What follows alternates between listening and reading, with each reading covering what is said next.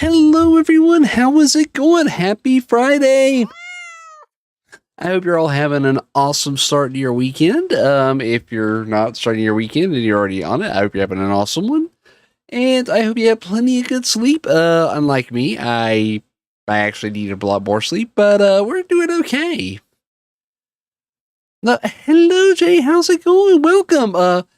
We actually kind of started about an hour behind when I really wanted to, but we're not going to talk about that.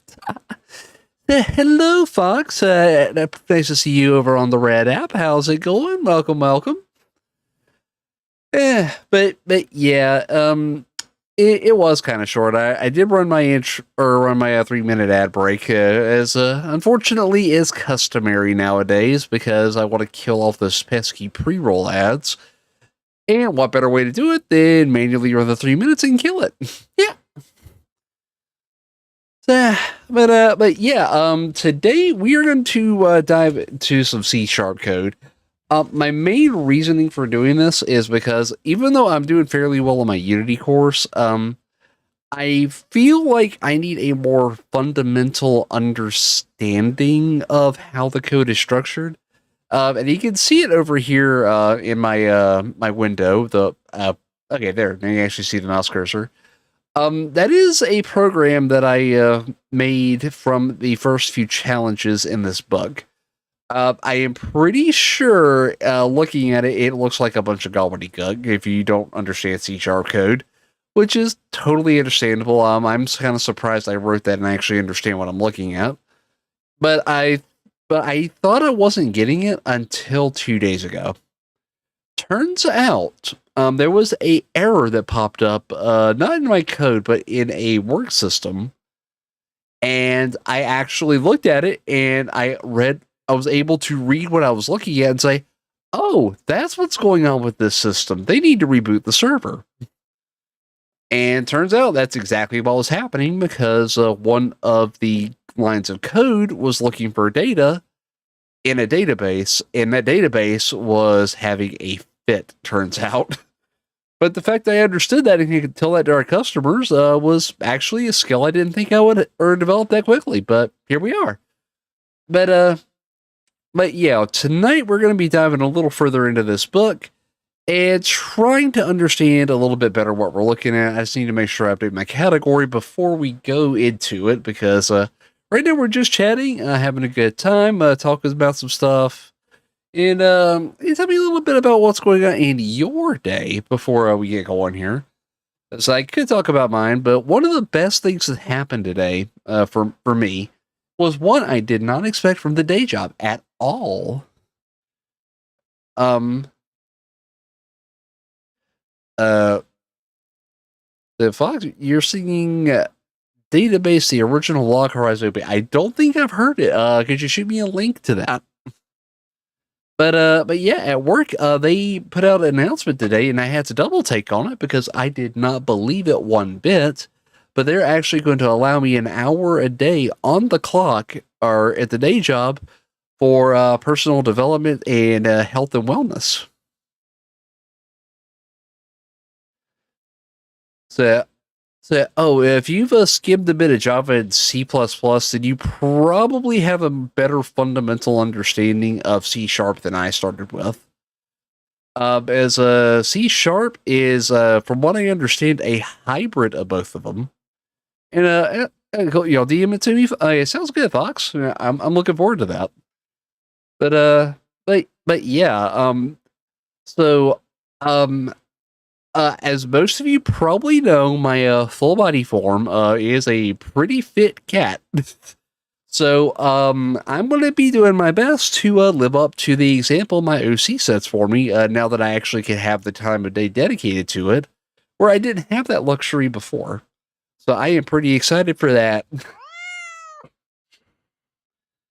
But yeah, I think we've been chatting for probably long enough here. I'll need to update my categories, and then we can get started on the next exercise. And I purchased a new flavor of gamer sub today, and I'm so glad it was back in stock. Ironically, I think it's going to also kind of help motivate me or to stay with it. This is called Sweet Six Pack, and the art is phenomenal on that gamer shop. Ooh, let me tell you, like it makes me glad I picked the OC. I did. Yep. If yeah, that is yeah. Carrying a 6 foot waifu is definitely one of the things I would like to be able to do there, Fox. Yes. Uh, yeah, Jay, it definitely is a mashup. I think it's got a few more features in it than either code alone. But I fully admit I am not an expert on the origins of the code. I just know it was meant to be a more universal language that all operating systems could use. How true that is, I don't know, but the development kit has a lot of stuff for even mobile, so I think it's fairly universal.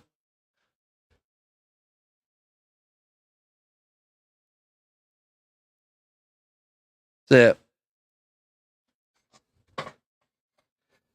oh yeah, I dabbled a little bit into C++ a few years ago. I'm not anywhere near this far like I have with C sharp. But I did get far enough to know that the syntax is very exacting in C++. So C Sharp is a little more forgiving. And Java, I'll admit that is a headache I have never dived into because every time I looked at the Java code, my brain started hurting. But somehow here I am in a language that's a mashup of two codes that gave me headaches. Yeah, sometimes I wonder what is going on in my own head, and this is one of them. But oh yeah, before I forget, updating the category, and then we will get cracking on the lesson here. I think I got to update not just Twitch, but a couple of other sites that I cannot directly mention, but are in the panels below if you are on Twitch. What? Okay, I've got to. Okay, before I change categories here, there's something I just got to mention because I just saw news about it. But apparently Shy Lily has to edit her new model already because she's been censored by Twitch already, and she just debuted it. God dang. What is going on with the Twitch censors? It's like they've gone ham.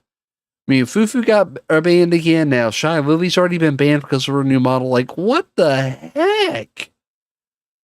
This is why I'm glad I'm a cat. It's hard to censor a cat for being lewd just on appearance. And Fox, so when you get home, should you work on Shield Hero or Fic or Exion, the Double Odd, Full Quantum? So, my question to you, Fox, is: are you feeling particularly like? Are you wanting to do something with your hands more, or are you wanting to write? Or like come up with story more, as that will determine my answer to that. But yeah. Oh, right. Before I get distracted again. Yeah. I think yeah. From now that I've kind of looked at these from a more programmer perspective, I think their automation needs tweaking. And less reliance on automated report filing. I think that's really what's happening. It's a mass flagging and a lot of reports going in that don't get looked at by a human before action is taken. But yeah, let's go ahead and change the category so we can get into coding and get going here. Let's see. Yep.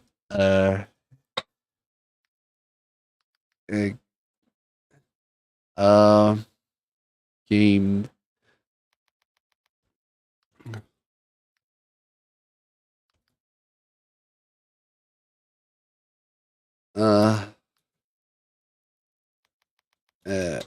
What would it be called?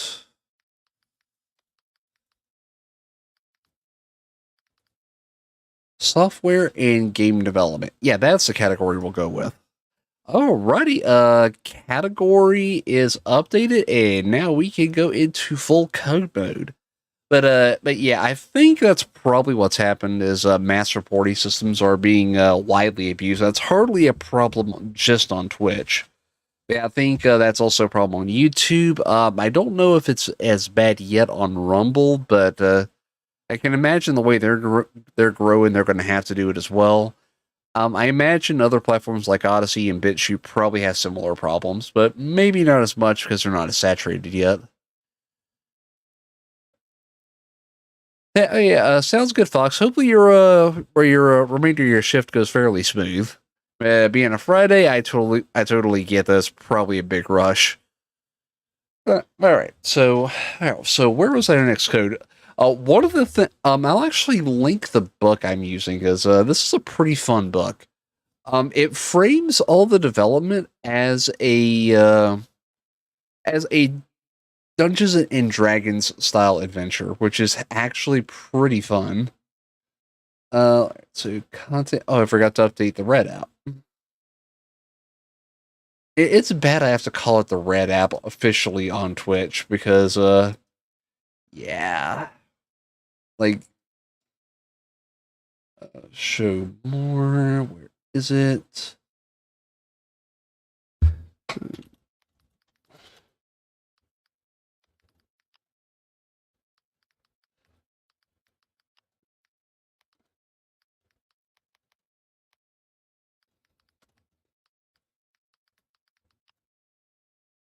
And let's see, gaming.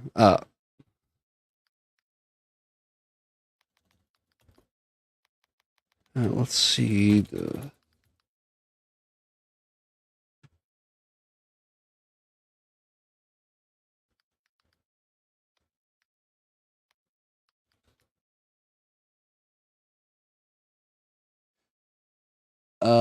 Let's see. I think on Red App we're going to call it indie game dev, even though it's not really a game yet, but that's the best category on that app. But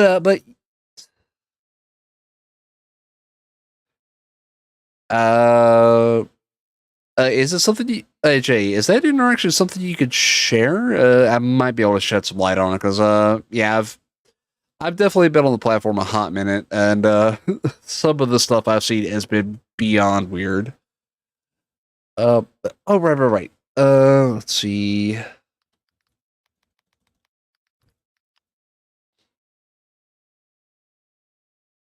Oh my god, really, Amazon? It freaking signed me out for no freaking reason.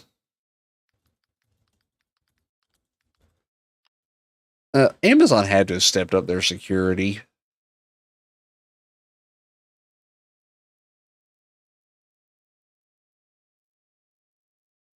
Like, okay, why are they prompting for that? I don't like that. But yeah. I wish I had an affiliate link or something with Amazon, but this is the link. Hello stranger? What? Really? That's how they introduced themselves? Let me pin that. Okay, the link to the book is now pinned. It's a pretty awesome book. It frames it as a Dungeons and Dragons adventure, which is of course, for the way my mind works, is perfect because it helps me look at it more as a game and not something educational. So that really does help me personally. Watching a popular streamer, so you suspect it's a scam. Just started using the chat as a notepad for goofy math. Uh, so, ah, very possible, but I gotta admit, kind of bouncing math problems off of is a pretty creative way to handle them. Now, I'm going to remember that next time I got one of them. All right, so there are more than numeric types of strings. C sharp character represents a single character, or string represents text of any length. I could see where a string would probably be a little bit more useful, but a character would have its uses, I suppose. But Unicode for a symbol, and string aggregates many characters for arbitrary text. So floating point types. This might be a little more interesting for me.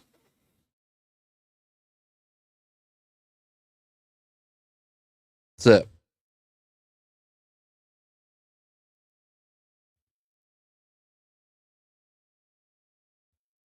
uh, uh,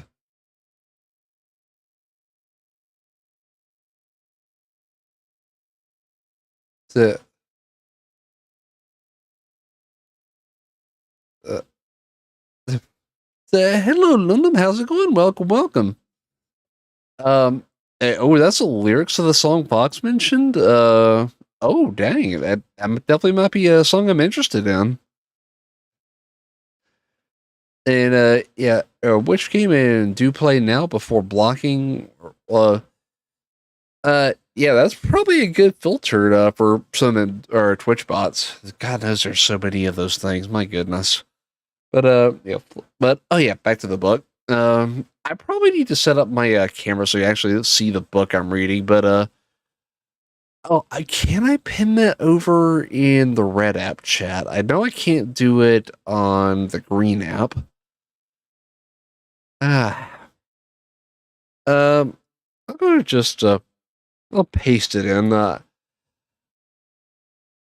don't know if it'll get to everybody, but it'll probably pop up in Twitch chat as well. But yep, and there now everyone's got it. Yeah, well, except for Rumble, I got to do Rumble manually. And boop, boop. Uh, there we go. Now I'm sharing the wealth with what I get. Yeah, I'm kind of learning about that about the Red app. God, I really wish Twitch would like loosen that rule. 'Cause that makes no sense to me. Or I can't supposedly have all that chat up in one box. It would make things so much simpler. So that way everyone could at least see what the other ones are saying. But yeah, so floating point types. C# has types that are called floating point data types, which represent, or mathematicians call real numbers, encompassing integers, numbers with decimals, and fractional components. While we cannot represent or pi as an integer, 3 is the best we could do. We can represent it as a floating point number. Ooh, so maybe that'll solve a what I was trying to do is use a input to determine a number. I don't think it will determine that unless you can convert it from an input of string to an input of integer. The float part, because it contrasts with two fixed point types. So, C# does not have a fixed number point type as they prevent you from efficiently using very large or very small numbers and scale them to be very big or small. For example, they allow you to express the number. Oh god, that's such a huge number. But a million number and a millionth number are equally well. Ooh, that's difficult to read. Too big of numbers. There are four flavors of point numbers: float, double, and decimal. The float uses 4 bytes, while double uses twice that many, hence the double at 8 bytes, and decimal uses 16. While float and double follow conventions used across the computing world, the computers, or including the computer circuitry itself, decimal doesn't. That means float and double are faster. However, decimal uses most of its many bits for storing significant figures. Huh. I can definitely say I learned that. Oh, so I really need to learn to code primarily so I can figure out how to run Skyrim natively on an old Samsung Fold, which is a huge under. Uh, yeah, and the thing I would suggest there is probably. Well, I'm new to coding myself, but make sure whatever you're learning from you enjoy and can engage with. Because if you don't, you're not going to retain the material, and that's something I found out the hard way. That's right. I'm loving the Unity book, but the way it presents the code is, it's kind of it's fun, but it's not like you're looking at it as a game type fun. It's just kind of uh it's not like you're on an adventure fun. It's like it's neat to learn fun, which is to me or is two different retention types for information. So, oh yeah, the number types. Yeah, the problem I'm having with number types right now is not the number types themselves because I typically want to stick with float. And that's what most of the code I've been looking at uses. It's how to convert a input to a float because it always interprets the input as string for some reason. I know there's a way to convert it. I just don't know what it is yet. But that's hopefully what I'm going to be learning tonight.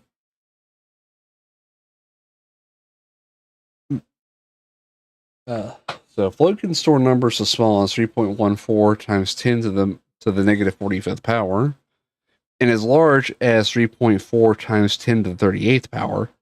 Those are not small numbers. Oh, ADHD. Oh, I could totally relate to that. My day job, which is where I typically try to learn this stuff at, because I can know if I streamed nothing but this, I could get through it. But I don't want to stream just coding development because that I think that would be for my channel in particular probably be kind of boring. That being just nothing but code. But I want to make forward progress as I do have a game that I am developing or with a Unity, and this plays heavily into it.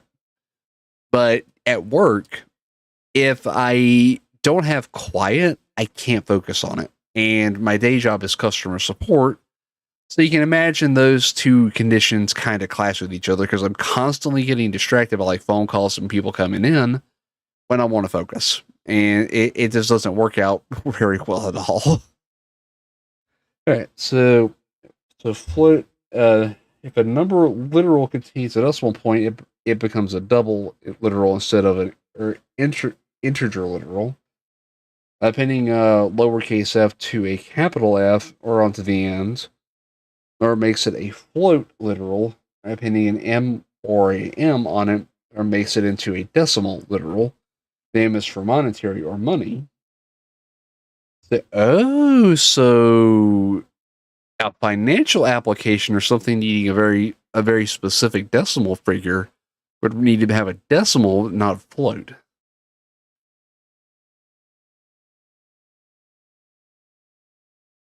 I'm kind of wondering if maybe that's part of what's going on with me too, the executive dysfunction. As what'll happen with me in the shop is like people will start talking and my ability to focus literally shatters. Like it becomes a monumental effort. And I can even put on headphones. If I can still hear them talking, it's hard for me to focus on what I'm reading or what I'm trying to type. So I don't know if that's the same thing, but it is giving me something to think about.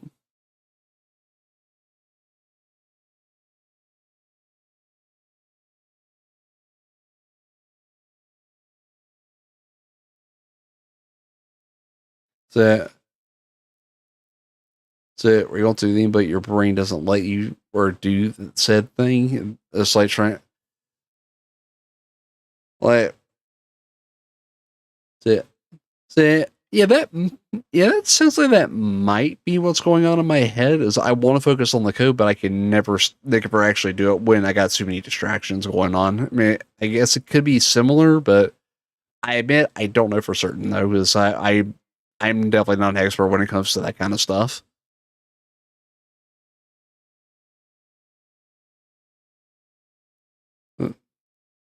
Well, like excited about or play.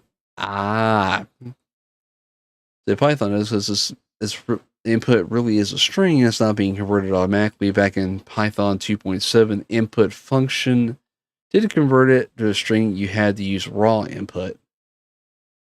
So I'm wondering if C# did that on purpose so it could be a multi-platform. So it being calls it the parse string method of the float type. Huh. I'm wondering if that's where the book is going to be heading, because the book is kind of treating each lesson as a quest in a Dungeons and Dragons campaign. So that's why I love this. Well, love the way this book is formatted. I'm hoping it'll actually tell me how to or code that into ready to think or properly. So float number equals float parse number string. Oh, there. And in this case, we could declare the variable or as a string, and then convert it. If I'm in, or if my mind is processing that information right, it could be wrong.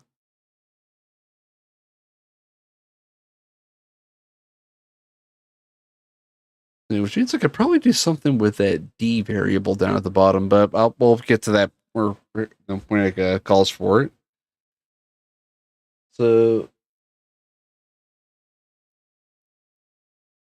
So, as we suddenly introduce the range floating, or for example, 6.022 times 10 to the 23rd instead of, oh God, like that number is too big for me to read.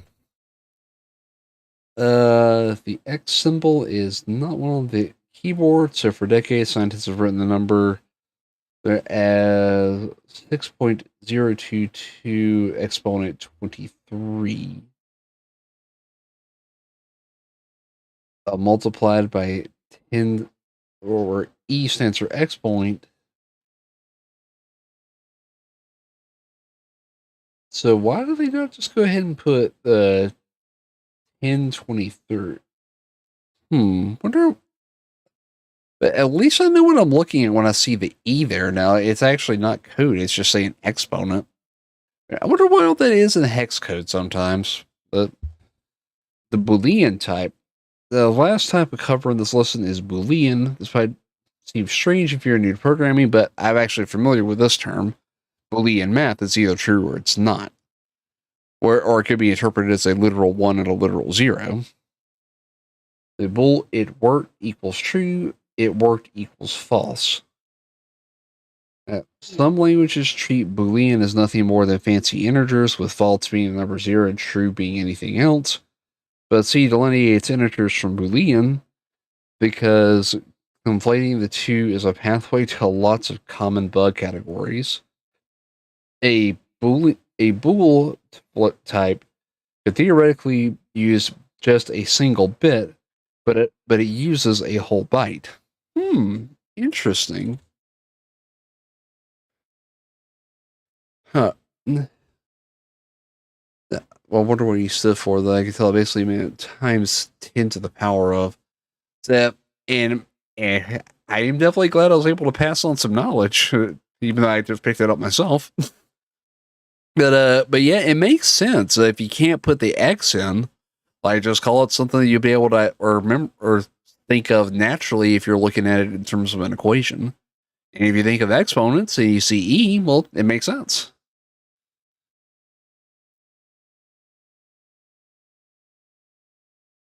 All right. So we have our first challenge. Let me read this out, or in the appropriate voicing for a GM.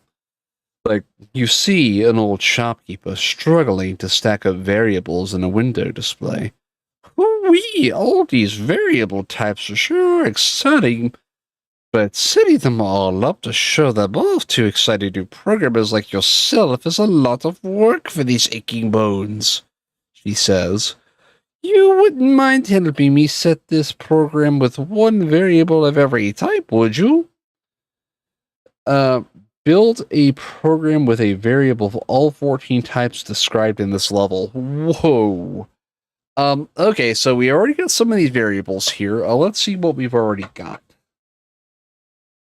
Let's see.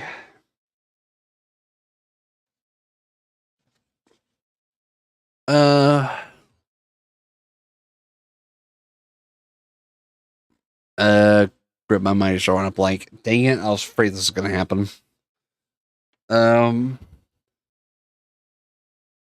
Since this, we're not going to declare this as a string anymore. We're going to declare this as a or integer. We have a string. So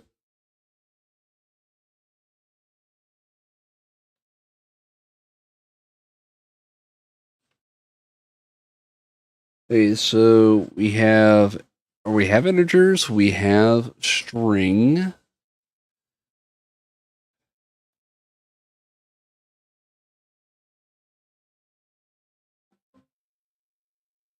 Oh, one moment. Let me see what that is.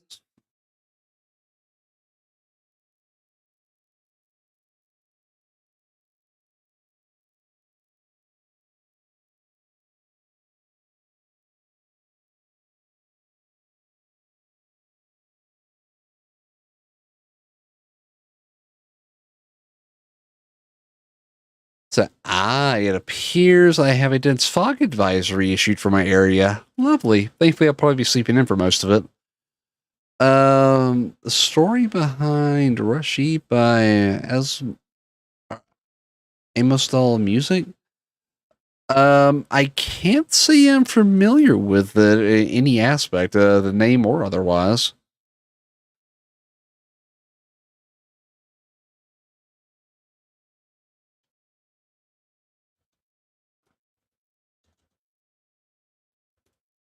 So okay, we've put integer there.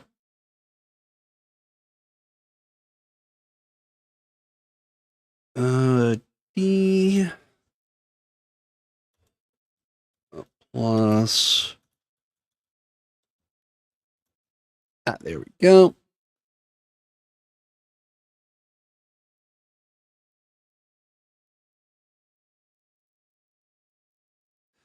So, using a D&D style narrative to teach coding is great for people at ASD because it don't want to give up. So, or really give up learning because we don't want to disappoint our purpose we hyperfixate on. So, yeah, that I would highly recommend checking out this book if it's for C sharp, but I imagine they probably have other programming languages as well.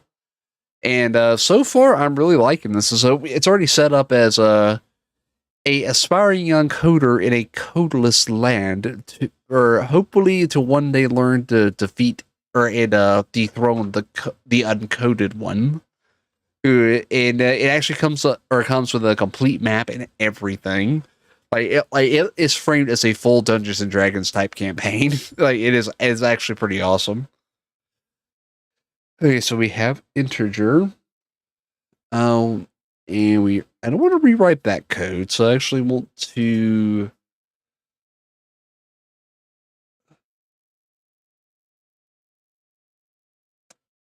Um, it's suggesting code.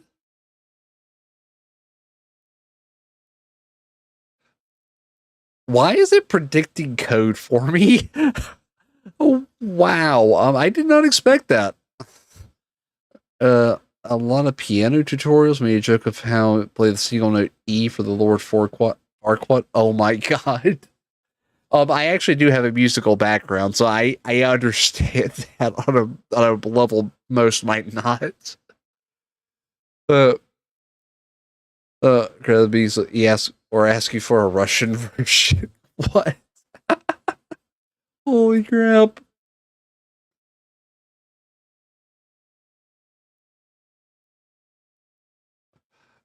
Um. Okay. The computer is helping write this for me, though. I'm kind of curious why it's writing it. Uh. So we're definitely gonna edit that.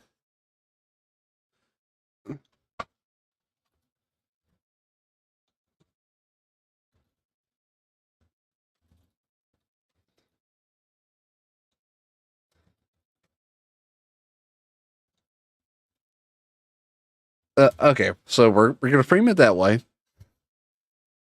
The make it makes you think of the four chord song. I don't think I'm familiar with that song either. Believe it or not. So he's basically like, "Oh, you think it's too easy? You want it difficult? Do you?" Oh my god! Why did I read that in my head with Lord Farquaad's voice?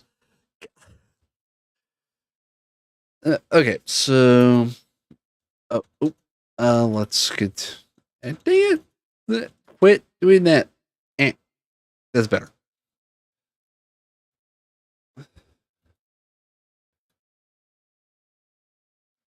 Console.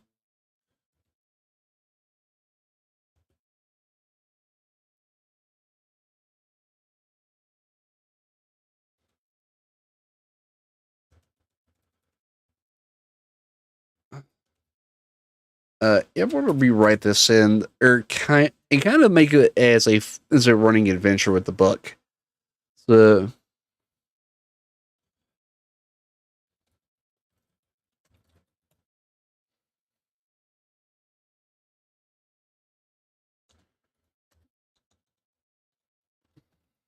that's that.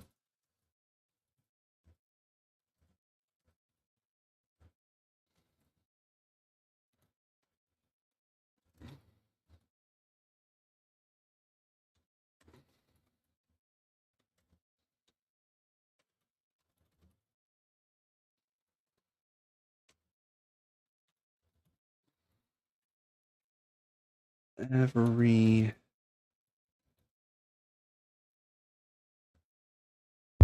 what was the term it used?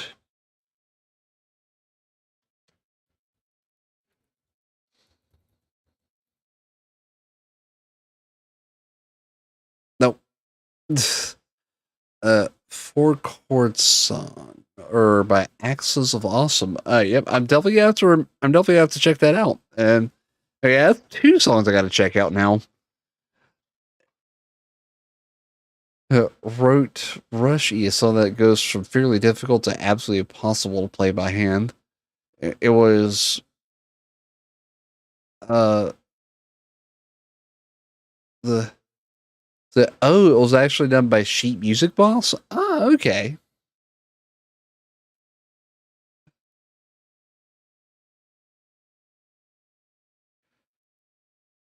Okay, so we have string, double. We're gonna call it double type at 1.0. So, like, wow, this is actually writing it for me. I'm kind of shocked here. And it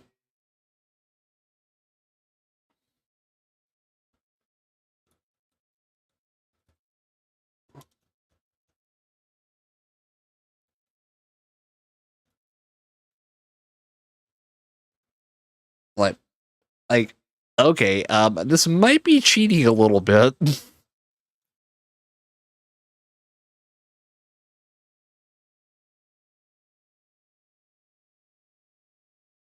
Okay, so we got float, decimal, we've got integer, we've got string. What else?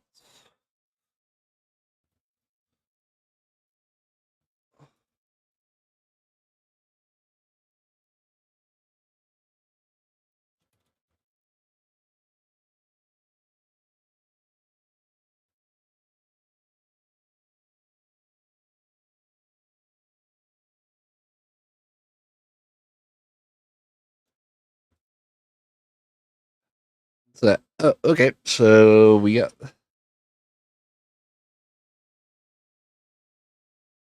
um yeah, I'm thinking it's probably the way Visual Studio is designed, but I am getting what I need out of this part in that the structure of the code, which is something that thankfully has been repeated. So I'm understanding what I'm looking at, which is I am retaining that part of it.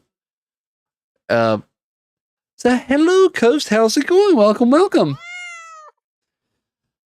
So, but yeah, so fun fact, when I was doing the C sharp code for my shooter project, which is arguably more complex because of what it's driving, um, I was getting everything right typing wise, but there was some unknown error and it just was not registering right properly within Unity.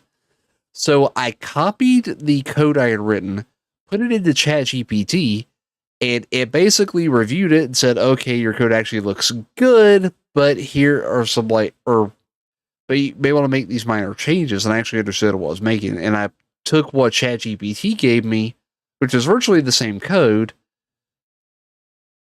No, konnichiwa is actually Japanese for good afternoon or good day, depending on what time of day you're saying it. But thank you is actually arigato, where that's more close to thanks. But the formal way to say thank you is arigato gozaimasu. Like, and don't ask me why I know those things, but I picked them up while I lived in Korea for 3 years. The random things they'll just stick in my mind. Makes no sense. The figure out what's wrong with your weapon pickup code, then the guy in the videos it forgot to edit a certain. That actually happened with my C# code in Unity.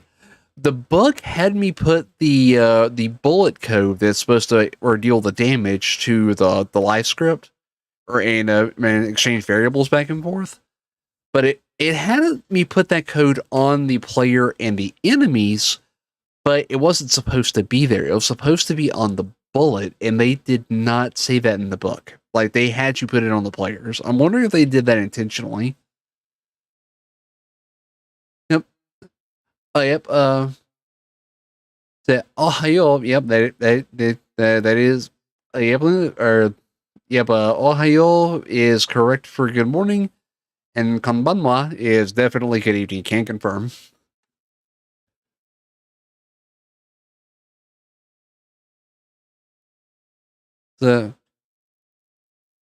Konnichiwa. It's kind of one of those. It is one of those words that really has a lot of leeway in what it means. Even though it can literally be translated a certain way. It's kind of like a colloquial use of other words. The best way I could describe it.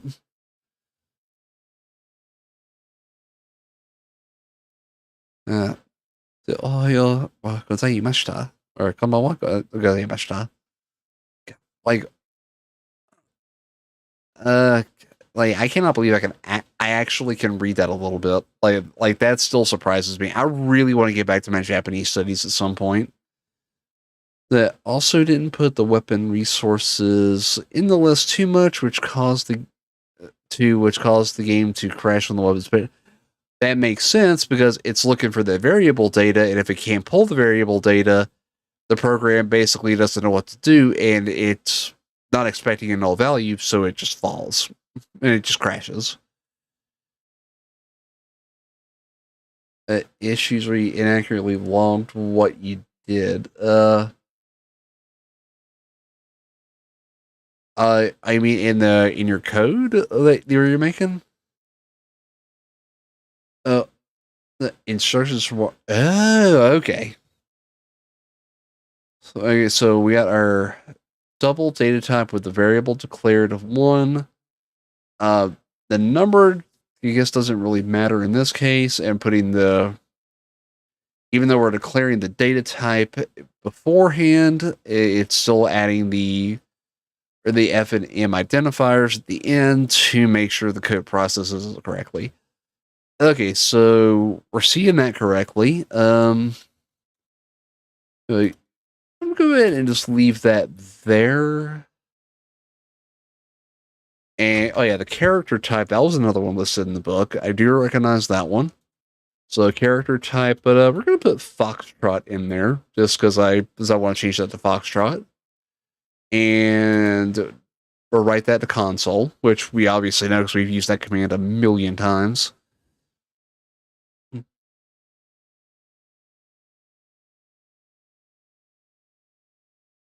Sayonara is. Oh yeah, you're right about that one, Lunam.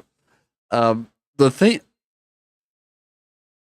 I forgot. I know Sayonara is not used a lot because, like you pointed out, it's really for the long goodbyes. Like you're not going to see him for a substantial amount of time. But I forgot what the shorter one is. I think it's like Janet or something close to that. I could just be remembering slang from an anime though. Or something like, yeah, see you tomorrow, or just like, yeah, like see you. Or something like that. I mean, it has been a while since I were used to or any of my Japanese. It's something I really want to get back to, especially with the whole localizer drama.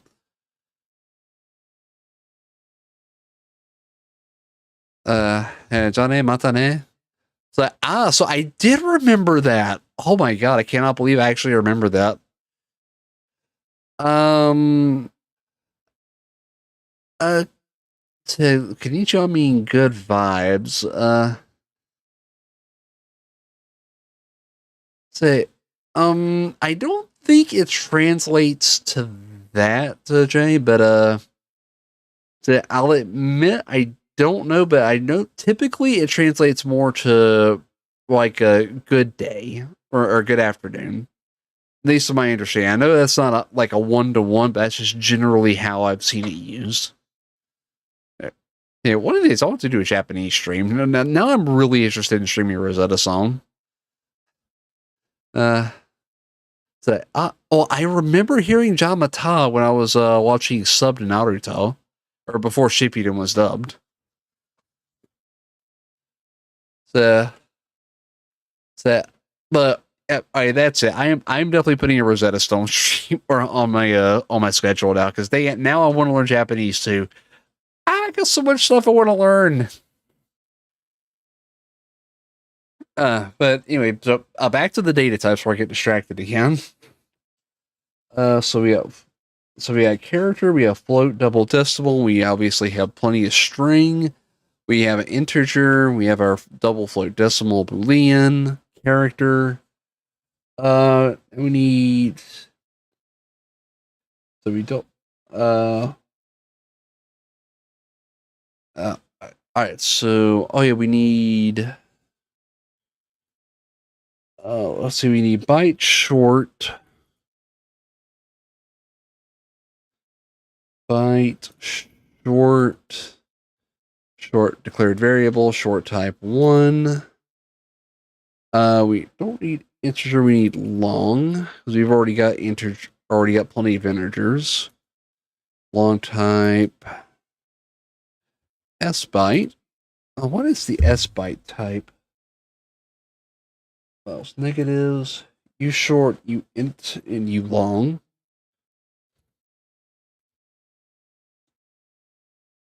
U short, U int, U long.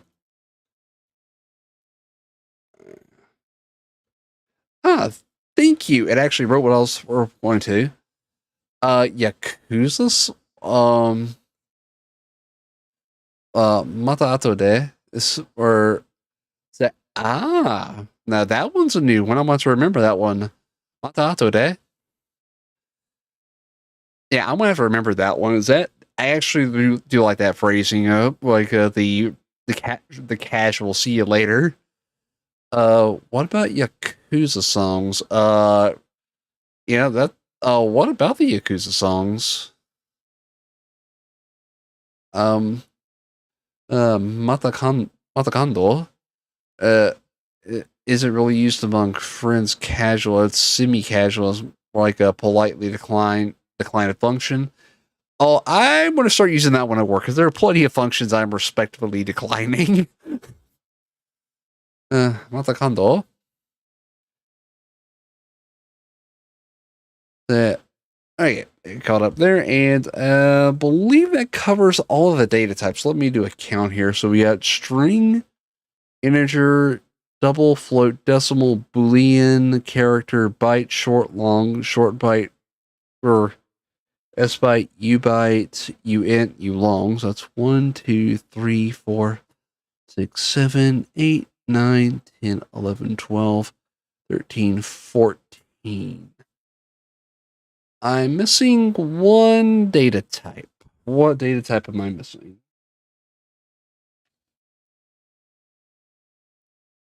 Let's see.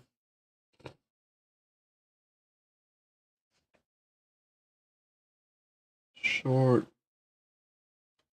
I gotta be missing one data type. It's let me make sure the lesson says 15 and not 14.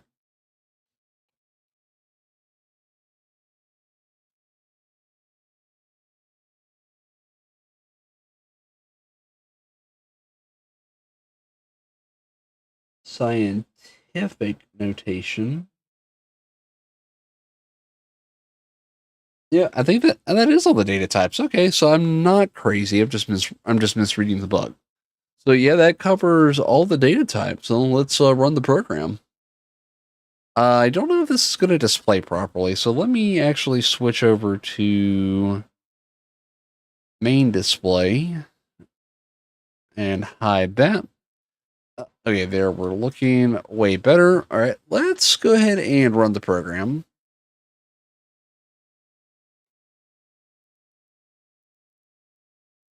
They were build errors. Okay, what did we screw up?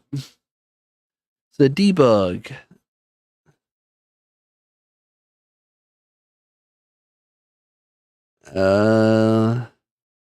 Yeah, operator plus cannot be applied. Okay, so now this is where reality hits me in the face. I mistyped the stuff, and the pre-built and the autocompiler did not do its job properly because it neglected to tell me you could not put those in a plus statement. Uh, oh yeah, because the builders, I've learned to actually not get mad at them because they will actually tell you what's wrong if you're listening to them. And in this case, it informed me that you cannot have these data types in a single write line. You have to actually have them in separate write lines. So that actually will not be a bad thing to fix. So 63 and 75. You have the two lines that were putting them all in right line. Okay, so we know we can't do that. But we can or fix that. Let's see. Console, right line, float type. Console, right line, decimal type. And then we come back down here and we do the same thing for byte to or uniform long.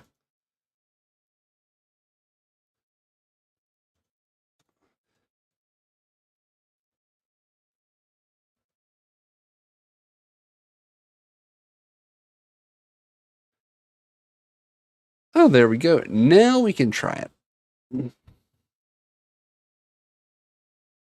Ah, it's running! Yay! Build has been successful. All right, now I think you'll probably find this kind of hilarious. I'm calling the program VPAL. Like, this is a pure C# code project, as I didn't know what else to type in there at the time. Like, please stand by. VPAL is loading. VPAL version 0.1 is loaded successfully. I'm an AI, but I'm reasonably sure calling you new user is rude. How may I address you? That one time that was a variable just being referenced for a reason. I assumed I meant to print it. Python kept telling me there was a syntax error and got frustrated. Then I finally noticed that the equal sign in the middle of what you're trying to print.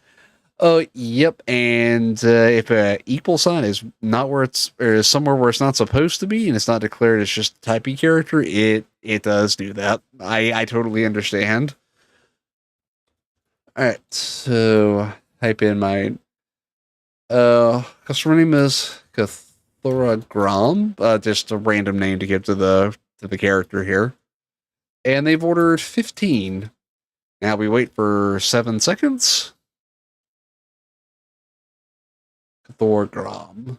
Cathuragram has been issued 15 loaves of bread. Information recorded, even though there's no database to record to. It just sounds fancy. We're looking at a what kind of item are we going to look at here?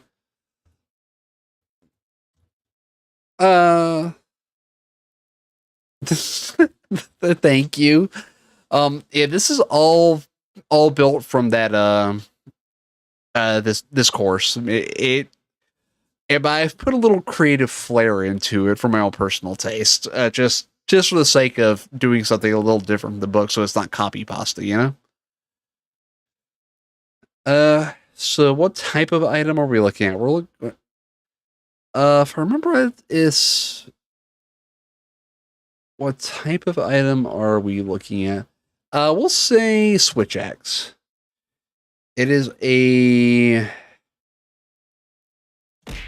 Oh, oh God! Ow! What was that? Ow! What hit me? I don't see a redeem. What was that? We're gonna call it a hulking Switch Axe because I got Monster Hunter on the brain.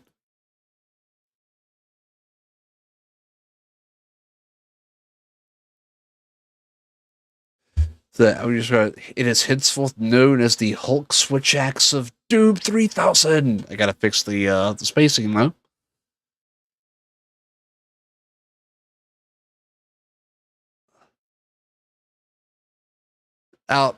You're good, Coast. I mean, we understand that corporations and publishers they can be kind of mean with stuff like that. So it would make too much sense to let you have what you paid for in PDF form, and then we'll shoot about it again.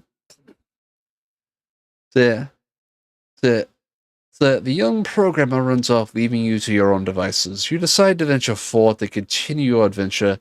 You find a shop with a single door, stacks of variables in the windows. The shopkeeper, an elderly lady, asks you for help writing code with every type of variable. You accept and begin to write. And then all the variables that are now declared and put up there, which in the code would make sense, but the output does not. That you have completed the first task of the shopkeeper thanks you. And then the external hard drive where the code resides. Yeah, so I think we are good to go there. So we are ready to move on to the book to the. Yes, it is the tit system. I really hope I don't get banned for that, but that's literally what it's called. Twitch, leave me alone. But yes, I do have that installed, and there are redeems over on my Twitch channel where various items can be thrown at me. Usually to remind me to hydrate. And that is a very aggressive hydrate, by the way. The TITS system, the Twitch Integrated Targeting System. That is actually what the program is called.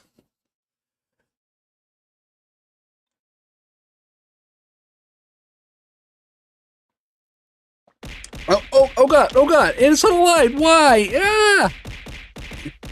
Why is it out? Why? I'm confused. I am very confused. Why did that not? Oh, let me see what's going on here. What the frick? Let me fix that. Okay, now let me redo that one. No, you didn't miss, Ghost. But it would leave me. Why? I'm just a cat.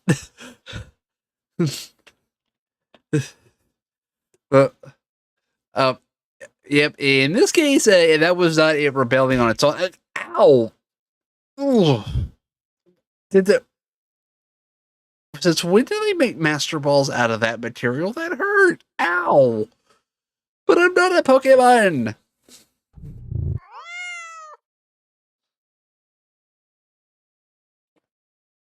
Mm. But thank you for the hydrate. I really do appreciate it. I definitely needed that. I probably should be drinking more water than I am, but that's something I'm definitely definitely work on now that I can hit the gym during the workday. But okay, so that was the first of two challenges. Now let's see what the second challenge is when we see. Hey, programmer. Excuse me. Let me clear my throat here. Hey, programmer. It's the shopkeeper from the variable shop who hobbles over to you.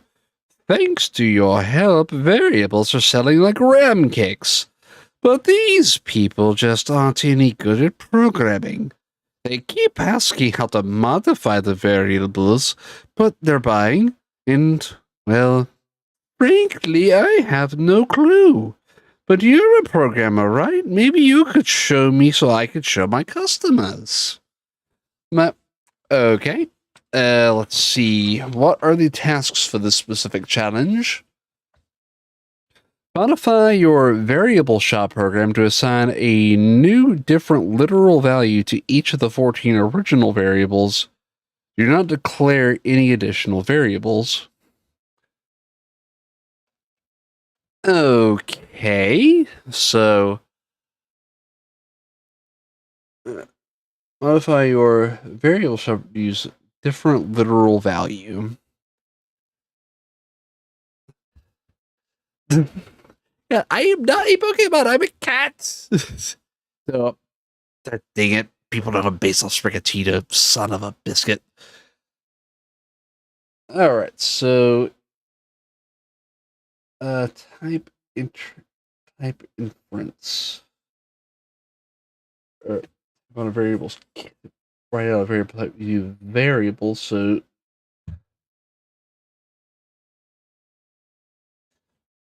all right, so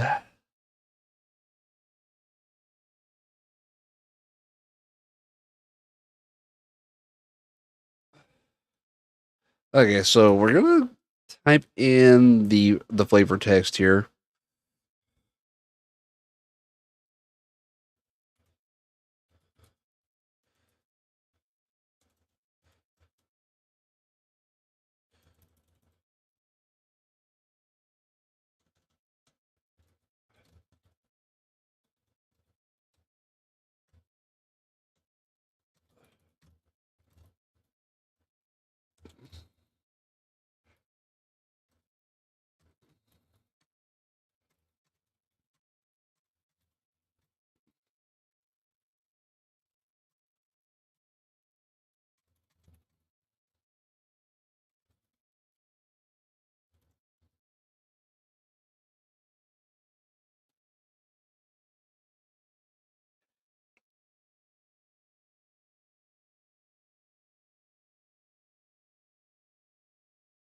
Okay. Let's see.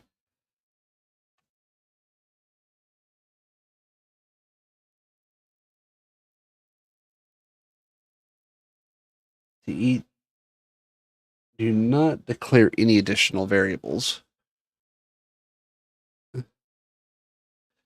So, alrighty, guys, take care. Have a good night. And thanks for stopping by. Oh, and no, I'm not a Pokemon. Ah, just because so that's my model was inspired by Sprigatito.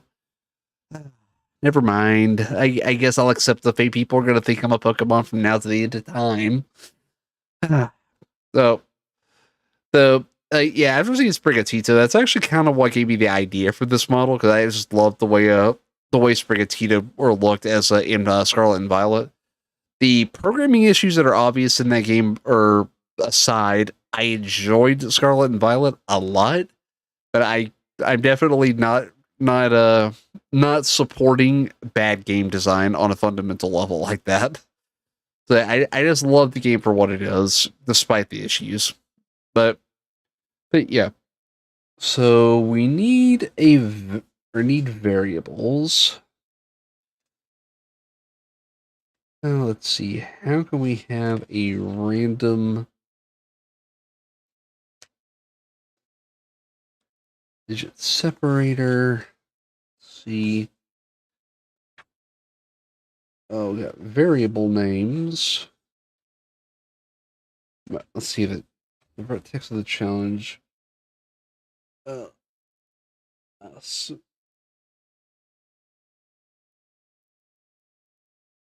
a new literal value. I don't think it's saying assign a random value. I think it's just saying change the values of the outputs. Uh, modify the value. Oh, okay. So it's not wanting random values. It's wanting us to change the actual values.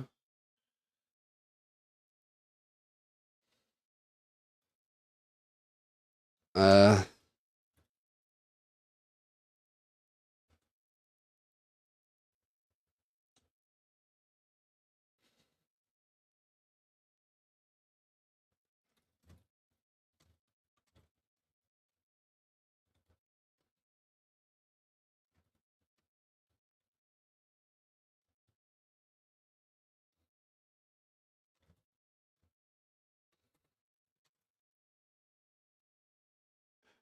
Okay, so byte type 3, 3.14. And it should tell me if I'm messing any of these up. Uh, a funny memory, an artist on Pixiv that has a dark work. So an NSFW work portfolio. Okay. Um, and they had a meme standing up. Ooh.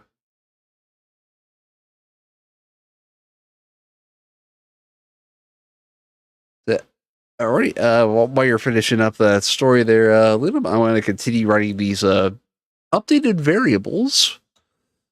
Let's see. F5 integer 9 1034. We're going to change that to a golf or a lowercase golf. Yeah, have something totally different. Drawing their OC and putting a knife through it for its front paws to pin or the ground. So I said, "You fool! You've screwed it. Has to stand up because you've damaged its front paws." What? The mental image I have from that is just weird. I ain't gonna lie. And short, we'll change that to an 8. In float type, 100097 and 10314. You just throw a random pi there. Let's see. We got false. Change that data type and the numbers, and let's see if it runs. Okay,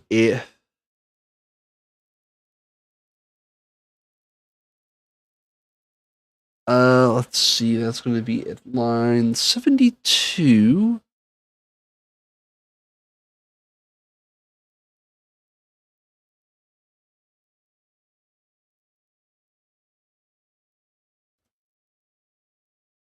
Okay, and that appears to resolve that error. Well, let's see if it works. It did! Yeah! VPAL loading. Oh no, Jay, you didn't miss much. Hello, Neo, how's it going? Welcome. Hey, VPAL, needs my name. Let's make sure this is all gonna work. We're gonna order 17 lows for Cathoragram this time. And wait a few seconds. Ow. Cathoragram has been issued 17 loaves of bread. Information recorded to the database. We're gonna describe. We're gonna call. Oh, ow! Why? I'm not a Pokemon. Why is everyone trying to catch me today? There. Oh, there is a blue space of doom. 3,000. I still gotta fix that. But yep. And it showed the different variables. Yep, I think we are good. Like the first has the shopkeeper thanks you. Hey, these data types are sending crab cakes now, but the customers want to know how to change them. Can you show me how? It's like you accept and begin to write code. Looking back, you see the variables have been altered already. You show the shopkeeper. Yep, I think we're going good. Say, so, do you have a green app channel? I tried to find one, but it seemed to be inactive, so I wasn't sure. Yeah, my user handle that I usually stream on is I actually do have a presence over on the green app. And it's actually it should be linked to the panels below. Oh, I'm thinking, let me check on that as I keep a monitor up. It should be in the panels below. It may not be though, because I don't know if I've linked it or not. Oh yeah, I did not link it, But I am over on the Green app under my old user ID, which I need to update, but I can't get Rumble to do it. It's actually Kage63, KAGE63. Yeah, whoop, I got DMs to respond to when I get done. Holy cow. Um, so, yeah, I do have a Rayskino sub channel, but I don't use it yet. I really need to advertise it, but I kind of want to get the base channel or built up before I start doing that. Oh, and my sparkling water. Ah, okay. So we have successfully completed the challenge. The data has been, or the variables have been altered.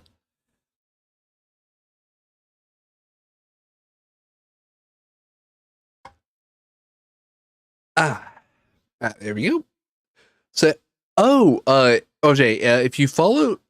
go to my Twitter. I actually do have direct links all or everywhere I stream or in that in my last post. Oh, so if you're not the only possible types in C sharp, they are more like the chemical elements serving the basis or foundation for producing other types. Oh, so these 14 are just like the noble gases of C sharp. Okay. Oh, excuse me. But hey, cool. So now that we know that or byte short long, S byte U short unit U long are all. All right, cool. Thank you. I definitely appreciate the support no matter what platform follow on. Like, I really do appreciate it. The so the matter types matter greatly in C sharp. Every variable value expression has a specific known type. We have been very specific when declaring variables to call for each other's variable type, but the compiler is very smart. Um, I somehow get the feeling that it's probably not entirely true, but we'll go with what the book is telling us. It can also look at your code and figure out or infer what type something is from clues and cues around it. This feature is called type inference. It it is the Sherlock Holmes of the compiler. What a reference!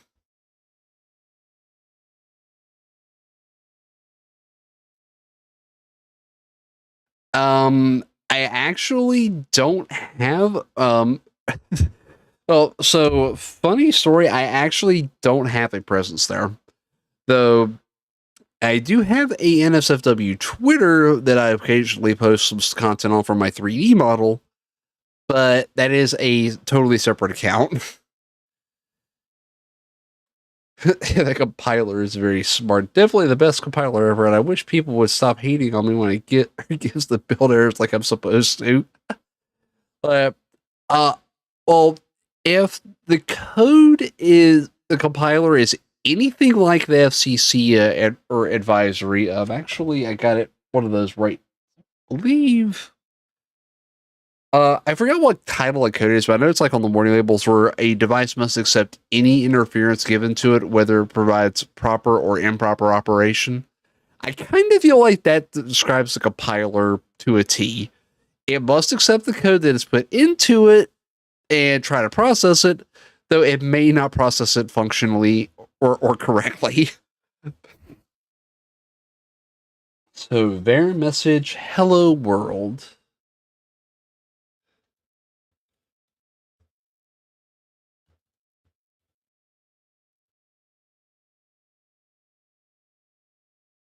And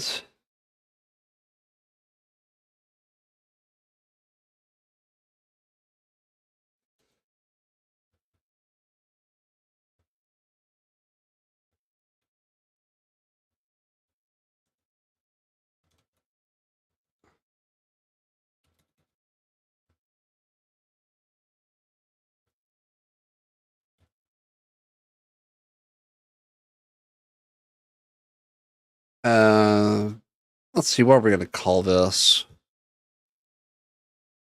Uh console dot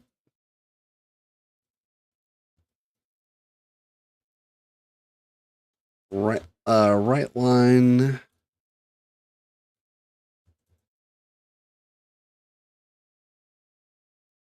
Let's see if, oh, it actually ran correctly. Oh, let's go. It complies with Part 15 of the FCC rules, operates as subject to the following conditions. The device may not cause harmful interference. The device must accept any interference received, including interference that may cause undesired operation. Like, oh my god, you memorized? Wow. But so you get why I say I think that describes the compiler perfectly. Because the compiler is not going to inherently ruin what you're doing, but it may not give you what you want on the other side either. Okay, so let's check see if this is running as coded. Let's leave it at 20 this time. 20 loaves of bread. And give it time, let it cook.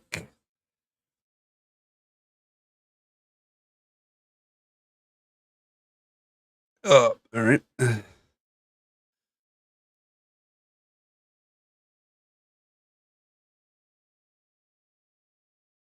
So, ironically, I just saw the Dark Souls of coding. The quote unquote boss of this book is called the Uncoded One. So that if that's a Dark Souls sounding, I don't know what is. But yeah, Pixiv I really do like. A lot of the art there just it's fantastic, and then some of it you can tell is kind of more AI generated. So it's like you get some good stuff there, and you get some bad stuff too. But man, some of those artists are super talented. What type of item are we looking at? We're looking at a baseball bat. We're gonna make it a maple today. A maple baseball bat of doom 3000.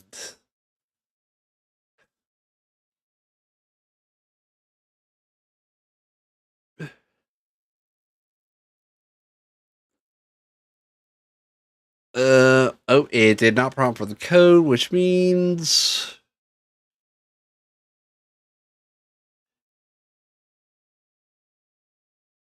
so we did something wrong there because it did not process correctly, but it didn't error out either. So I could still process it, just not the way we want it to. Console read. Uh,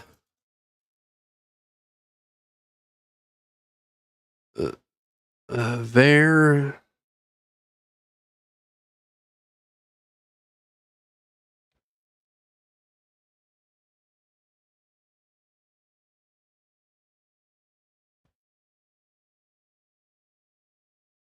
Says you don't necessarily have all the information to figure it out, so you usually use a vary or var to dynamically import the data type. Okay, so let's see if that process is any better this time. So far, so good. The machine's being called 3000. Oh, thank you for reminding me. I actually need to fix that. Where's the 3?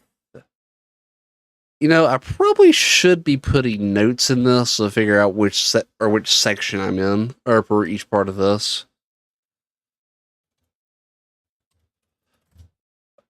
Yeah, I definitely need to be putting notes on this.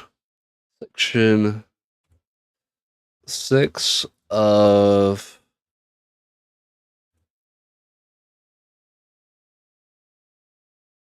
I probably shouldn't put it there, but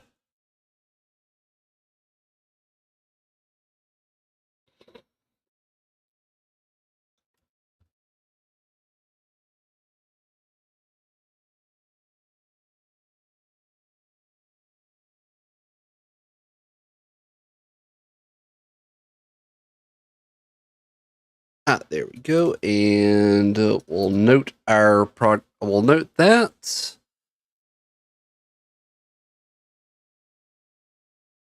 Documenting the code is a separate process of writing it. I don't really know if there's a definitive answer on that. I would say if you can remember what each section of code is doing, it may not be a bad thing, but it would be helpful to put notes in there. Like if it's a complicated function or if it's something you need to reference later, like a variable, or you're going to give it to someone else for troubleshooting and they need to know what it's supposed to do, that, yeah, putting something in there that explains it would be good. But at the same time, it's also recommended you don't leave a whole bunch of notes in there that aren't necessary. It's according to this book. So I guess it depends on what you're aiming to do, if that's a good thing or not. I hope that helps a little bit. But one of the things I know I have to do as part of my tech support job is definitely keep notes of what I'm doing in case, excuse me, in case someone else has got to take over the job I'm doing, like troubleshooting a computer or something.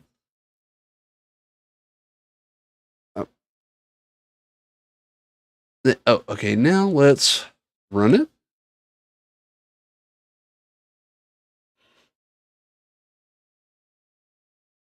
Yeah, I'll say if it's just your code and you know what you're looking at, documenting it may not be the highest priority. But if you're working in a team, then I would say definitely put your comments in there so your team members know what you're doing with that code. Because some team members will have a completely different thought process than you. And if they don't know what they're looking at or what you're attempting to accomplish, they may not understand what they're looking at, if that makes sense.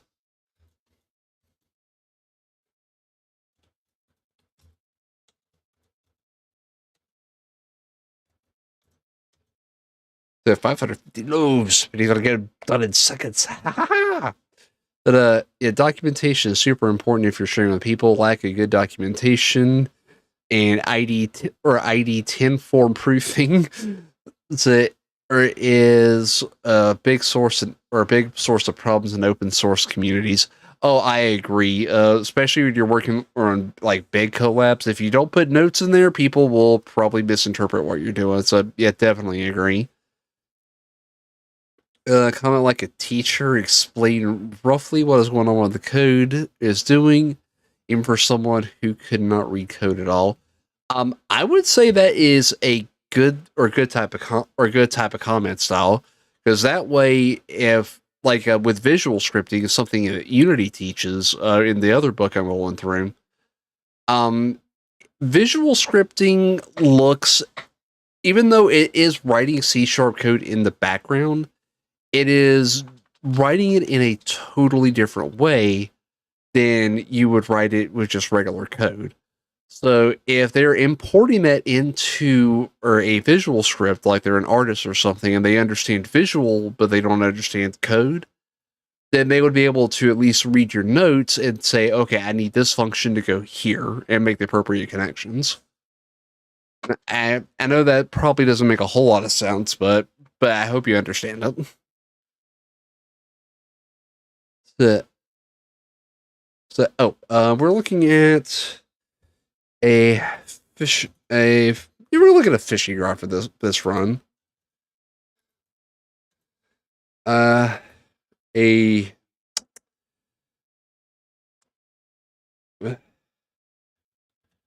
we're looking at an electric fish. It's worth it. It is the electric fish of doom 3000, and it's actually syntaxed properly. And always remember the bottom line of working with or creating for others in an industry. Experts in anything are all experts in anything always vastly overestimate the average person's familiarity with their field. Oh, I wish I could say that wasn't true, but based on my own experience, my God, that is so true. I do tech support, and I always have to remind myself not everyone thinks of the basics. Like restarting a computer 9 times out of 10 fixes most of your computer problems. A lot of end users I work with, they will call us first instead of rebooting, and we have to rely on, okay, have you rebooted the computer? Let's try that first. Did that fix your problem? Okay, there you go. And sometimes they actually have a legitimate problem, and we have some power users that actually do understand what to do. If you think something is common sense and assume people will understand something, wrong thinking again. Can confirm, like with the rebooting example. I think probably the worst example of that, though, it was a customer that I had probably about 4 years ago now. Um, she got a pop up from one of those fake tech support guys, and she called the number. And this wasn't her home computer. This was a work computer. And thankfully, the person on the other end was so green at the whole or fake tech support thing that they got scared. Say, "Oh, it's a work computer. Talk to your team tech support," and hung up on her. And she called us, and so I went over there and I saw what was going on, and I'm like, and I asked her like, "Did you call them?" And she said, "Yes, I did." And they said to call you guys. Like, okay, so your first mistake was calling the number in the first place. Never call one of those numbers, even on your home computer. These are fake pop ups. Do not do it. And then she was like, "Oh, okay. So why?" And then I explained to her that how these things are made is like these are fake pop ups. They are designed to scam you and get information out of you. And the fact that you got lucky and got a greenhorn who got scared when you told this was a work computer really saved our necks here. Because if they would have got access to that computer, they would have had a lot of access to what would have been considered privileged information at the time of a lot of people. Yeah, not all of them are nice people, but enough people that it would have been a very serious security breach. Thankfully, it didn't happen, and that user went on to probably be one of the most cognizant of those kinds of things after that. And she actually had what happened to her home, and she promptly rebooted when it popped up. That was an adventure. Okay, so something is not processing right in this last bit of code here. Uh, it, uh, so in your opinion, the most egregious example of this in open source coding is Linux distro creators who seem to genuinely believe everyone's grandmother knows how to use command lines that aren't even documented. Um, I definitely share that sentiment. I love the fact that Linux is growing in popularity, but there are so many different distros of Linux and so many different branches and so many sub branches of those branches. I genuinely believe it would be almost impossible to memorize every distro's Linux basic command set, much less the sub distro or commandlets. God, like just thinking about Linux distros is making my head hurt. As I tend to stick to Mint and the Ubuntu, just simply because they are the most well known and easiest to find documentation on for the home side. For enterprise side, I think our server administrator typically or gravitates to Red Hat, though I am not familiar with the command set for Red Hat. I know it's a little bit different than the Debian lines. But what is wrong with that?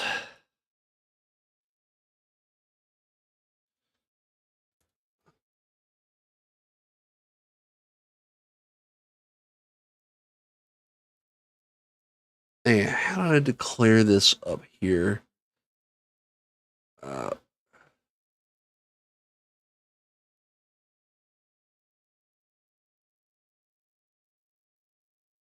yeah, I'm just gonna take that out and not worry about that.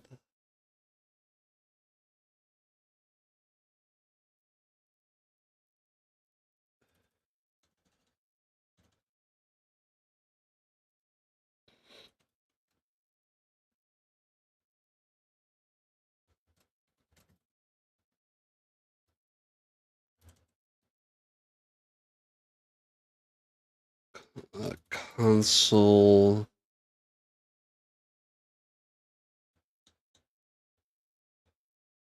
Okay, now we've changed that. Let's run it.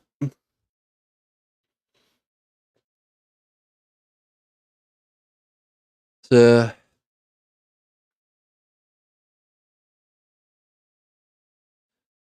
worse ones are are where they say are Linux, but they mean Ubuntu, and they do not explain the install commands they are listing at all.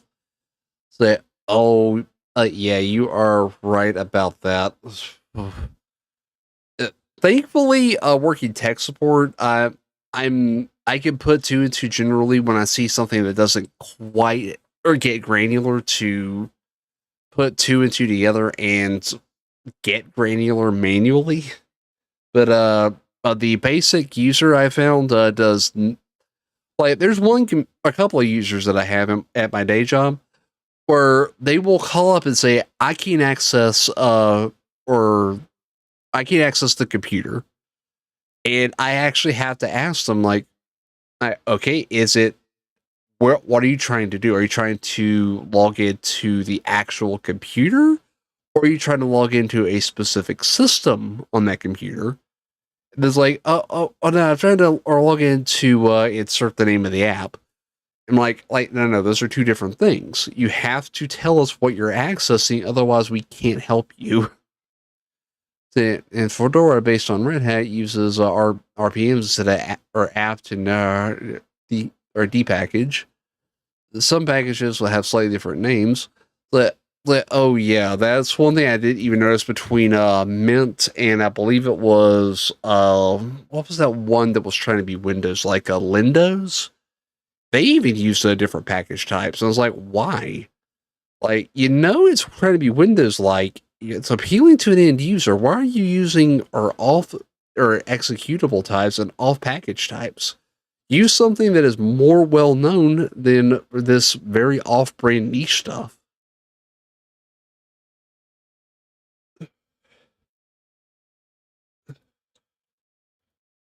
Fakir Moran. So I have him order 25. Okay, and let it process.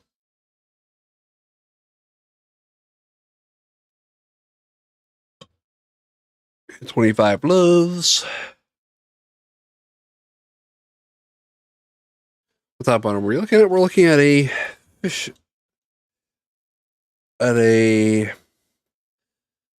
Garuda or Void Linux feel sense like I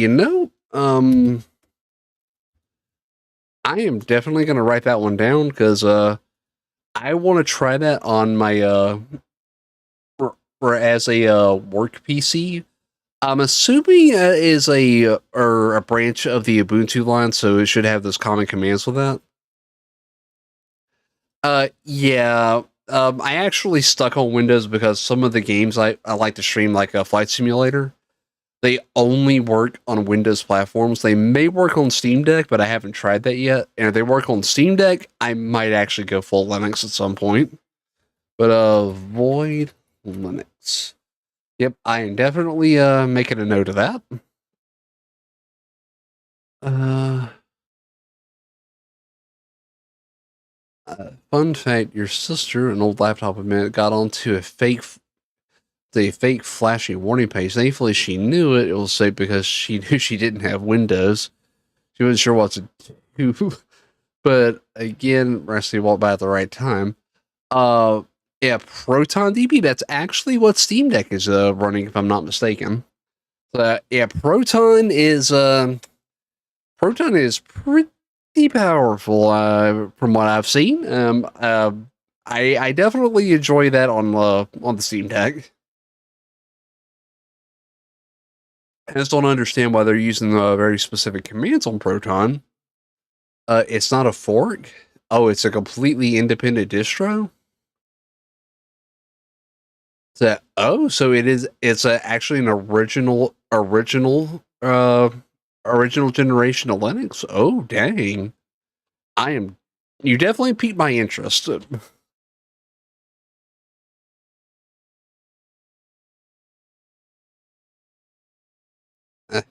Yeah. So okay. So SteamOS is based off of Arch Linux, and Proton is their specific version of Wine. Okay. So that would explain why it works better because Proton understands gaming, and if and obviously Valve is they're very good at what they do. Heck, I swear by my Steam Deck and my Valve Index.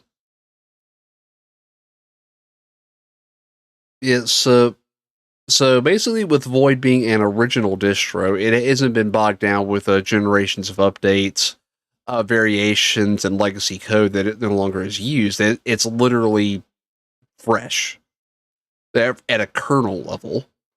That's actually pretty awesome. Uh, right. The oh, we're gonna look at a jelly bean. Oh, dang it! Why? I about typed jelly bread. What? Um,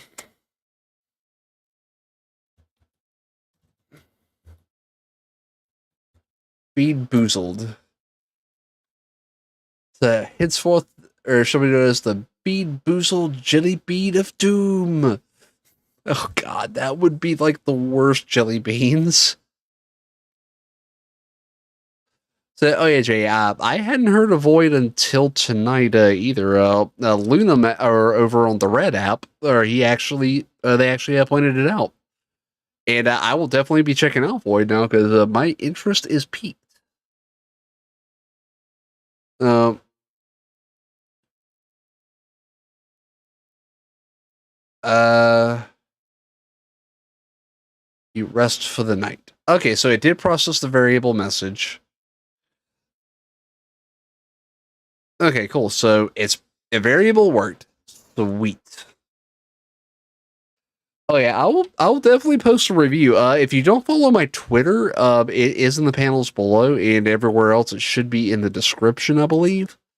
So I will definitely post my initial thoughts on it there once I get to check it out. But I post a lot of stuff on my Twitter too.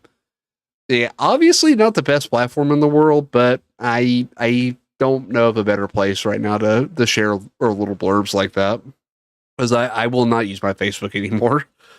I have a lot of issues with that GUI.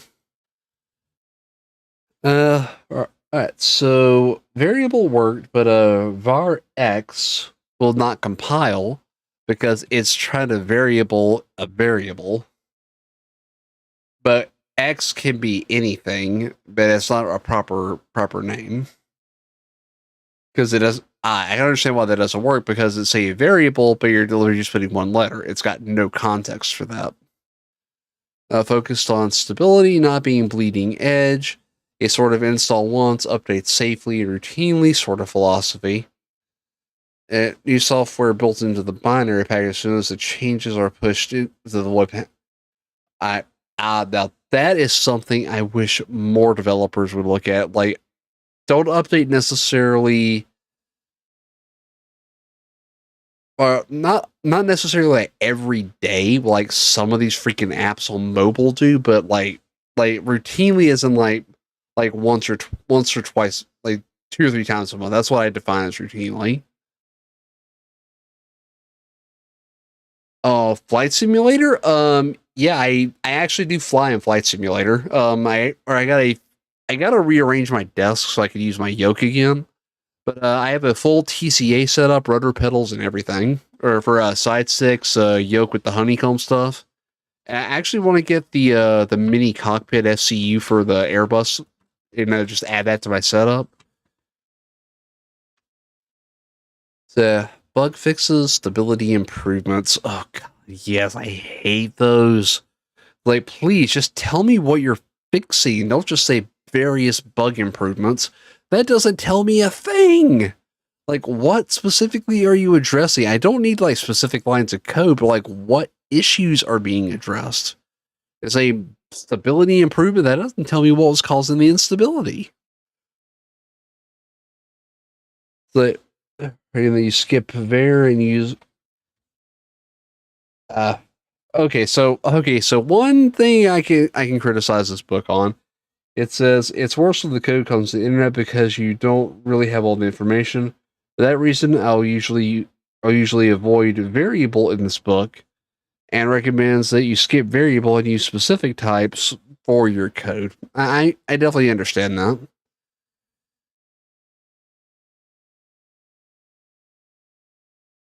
So a random thing about that it is 232 gigabytes. Oh, that sounds like a typical Steam update. And thankfully, Steam games don't seem to be updating quite as often anymore, but you never know. All right, so I recommend that you skip var or var and use specific types like we're doing generally. Var hello something equals 3, error cannot store integer as a string type variable. If so, we're not going to try to use something equals 3, which I really got to figure out how we're going to convert or integer inputs to something besides string. Like, that's what I want to learn here. So I get the feeling that would solve a lot of problems with my VR models too. Because then I could actually assign values to sliders and have them set instead of a radial. Oh, excuse me. Proton. Flight Simulator 40th anniversary was rated silver, which means it runs the minor issues. Oh yeah, I do know that plugin, and some of the games that run well get gold on that, even though it says they're not compatible. They said the Steam games only to update when launched, and then launch them through a third-party program manager, so it's not or detected as launched. So that makes sense if you don't want a specific version. But generally, I try to keep my Steam library up to date. It's when you're playing a lot of community games, it helps to be the Proton DB plugin. Skyrim running through Skyrim Steam Edition doesn't trigger Steam's update on launch. It makes sense. But yeah, I actually got several plugins, and one of them goes a little bit more in depth on the compatibility. Some that are perfectly fine are marked as incompatible or limited compatibility, but usually that it's actually a plugin. I forgot how to install it off the top of my head, as it's been a while, but it's actually called Decky, Skyrim script extender. Okay, I misread that. I'm so used to SE meaning Steam Edition from Microsoft or Microsoft Flight Simulator X SE, and that became a bit of a meme though. But yeah, the plugin I use for that, it's one I found in an add-on called Decky. Let's see if I can find a link for it, but it's actually pretty straightforward installing. You can add a lot of add-ins with it. Hold on, Decky.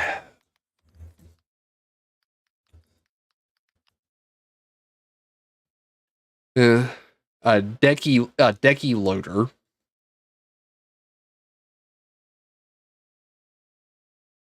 And it's actually a pretty straightforward install. I mean, it's how I get it. It's like you play a game on it, and it will automatically list it. I know this is for Steam Deck. There may be a desktop version, but I'm not sure you'd really need it on desktop unless you're running a Steam but even if you're running a Steam, it might work on a Linux distro. It might work on that too. I'm not sure, to be honest. I don't have a Linux based computer. All right, so we're resting for the night in the program. All right, cool. So convert class and the parse methods. This is what I need to know for integer inputs. Okay, so let's get down to business here. With 14 data types at our disposal, we will need something to convert between types. The easiest way is with convert. The convert class takes like console class, or class like the console class, a thing in the system that provides you with a set of tasks or capabilities that it can perform. Convert class is for converting between built-in types. To illustrate, in console write, what is your favorite number? String favorite number text equals console.readLine. or init favorite number equals convert to int32 favorite number text. Console right, favorite number text byte is a great number. Ah, so that's how we can do that. So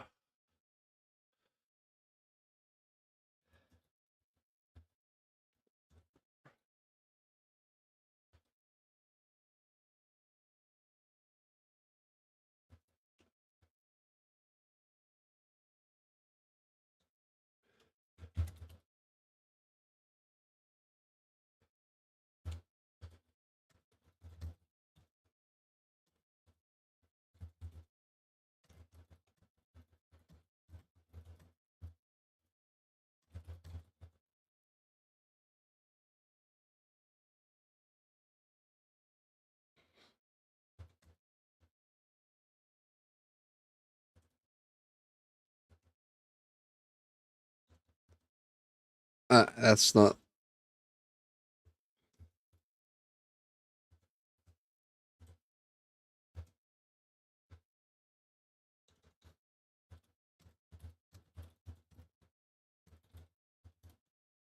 All right, let's write this. All right, so how many hours have passed? Bam. Init hours convert. I'm going to rename that to time passed. So time passed.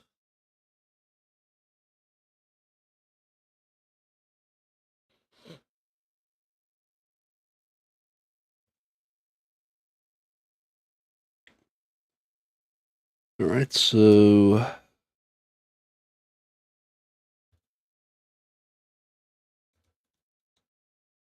time passed equals to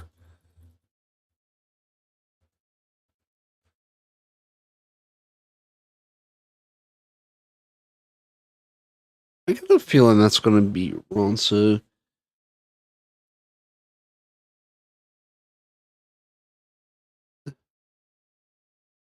um Pomodoro. I'm not familiar with or with that name, or at least I don't think I am. So at the very least, even though I may have learned by it at some point, the name is not ringing any bells. The console, right? How many hours have passed? So string favorite number text. Alright, so string type time passed equals console read line.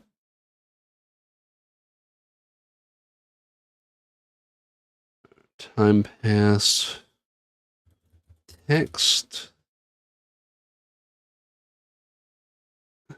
Time passed text. Or init time passed equals convert number to 32. In this case, we want this to read time. Yep, there we go. And then console.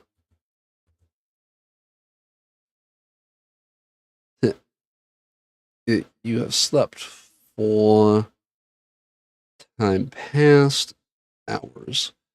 Now, in theory, that should just run, if I'm not mistaken.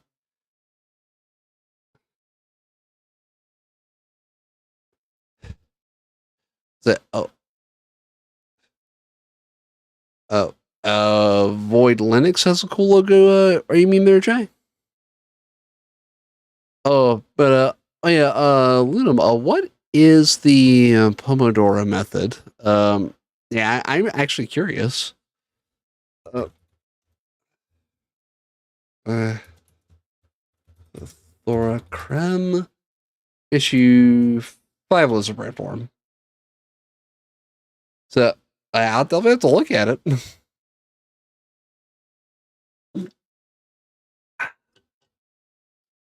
Issued 5 loaves of bread and information recorded in the database. In premier approaches, we're looking at a we're looking at a crossbow. Crossbow for this one. A Vorpal crossbow. The Vorpal crossbow of Doom 3000. Yep, and already been altered. So the shopkeeper, rest of the night. Make it several hours later. Refresh, you look at your clock, and how many hours have passed? We didn't get a lot of sleep, but it was good. So 5. That spins or spins. It spins and a charcoal theme. Oh, nice. So I think I'm going to enjoy taking a look at that. You have slept for 5 hours, and sweet, the code worked.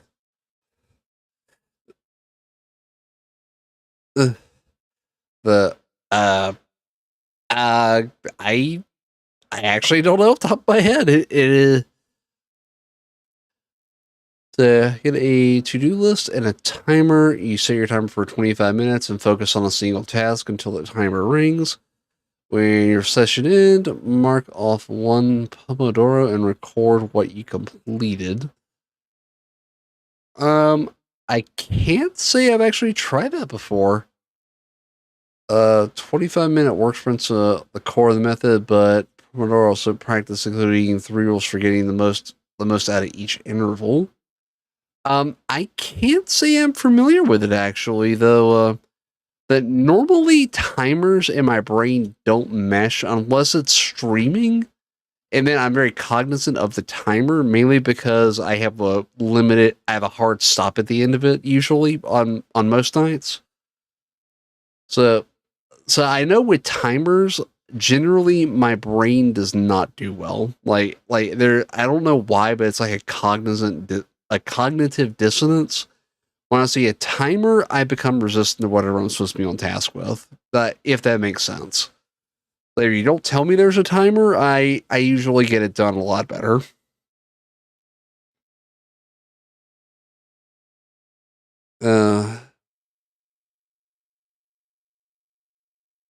So each test will take less time. The idea test will report noted, return later. Digital task manager like a Todoist. That yeah, I like for me, like if I have a list of what I need to get done, I generally do pretty good. But for me, it works better if I know what the end goal of it is, and I can reverse engineer it to what works best for me. I know it's kind of weird, but what you're suggesting though does work for a lot of people. I've seen it in action, though I didn't have a name to put to it. Just for me, my brain works very differently.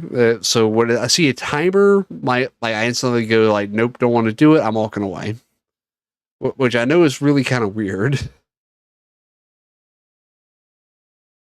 So, if I'll, and it comes by default with no desktop or optional or XFCE. It's like, oh, so it's now that is interesting.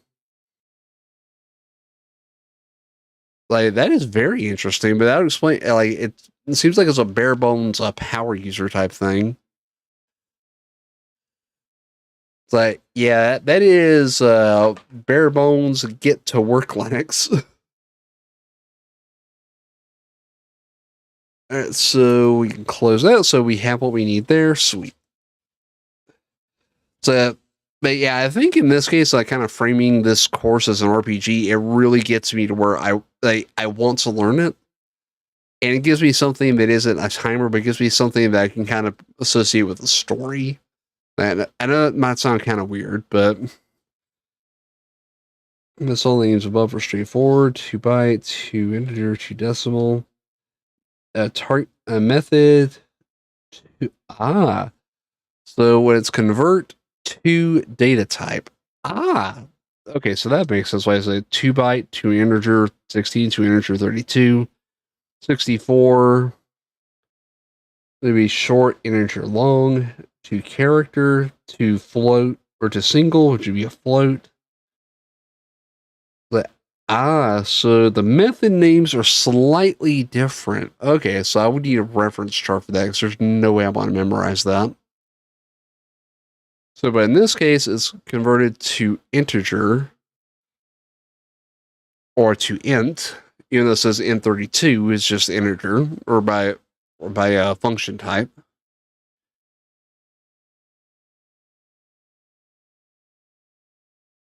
So, but that is very cool. Now that we know how to convert it, and that's still in level or chapter 6. Ooh. So yeah, I'm honestly kind of shocked that I managed to keep awake this long. I was freaking tired when I come in. All right, so do want to finish this chapter though, at least before calling it a night. There shouldn't be a whole lot left in this one. All right, so next up is parse methods. Some C# methods prefer an alternative to convert. Many of these parse. Int number equals int parse. Was it? Some people prefer the solid but most equivalent convert to int32. I'll generally stick to convert class in this book, but feel free to use the second approach if you prefer it. And yeah, I think convert.to is probably going to be a better option for me. It just seems to make more sense with the way my brain works, where int number equals int parse. I would still want to be able to put that to a variable. And it seems like string or string to variable, then variable to convert seems to be a little bit more logic flowing. Oh, maybe that's the word I've been looking for. That C# is very logic or very flow logic based. Because one thing leads into another and it's got to make sense. And then if it's calling something, it's got to make sense for what it's calling. That's the best word I can use for C#. It's a logical flow. There you go. Is that, whoa, that's the convert. Oh, they actually have a chart here. Ooh. Oh my god, I could have used this 3 days ago, just copied it. Wow, I was looking for this chart. Value types, your character, Boolean, your integer types, your unsigned types, your floating point types, reference types, pointer types, classes, arrays, string interfaces, object records, delegate and dynamic, pointer. Ooh. So classes can be composed of other elements, arrays are composed of other elements, interfaces and records can be too, but also can be defined. We also define our own. Huh. Now that is interesting. Okay, so next up is our knowledge check. Yeah, you're probably right about that, Jay. Where all languages are developed that way. It's just C# and HTML are the only two that I kind of know well enough to figure it out. And HTML can sometimes be confusing. I'll be completely honest. If you don't know what tags you're looking at, some of those they won't make sense, even though they function. That's the best way I can describe HTML sometimes. Though I think the standard has probably gotten better with 5. Okay, so knowledge check. True or false, the integer type can store any possible integer. No, it has limitations based on the data type. Order the following by how large the range is from smallest to largest. Short, long, integer, and byte. I would say byte, short, integer, long, or being the order. The byte type is signed. I don't believe it is. The S byte is. No, byte is not. I was right on that. And all right, so the first one is false. I was correct. Byte, short, integer, long. Correct.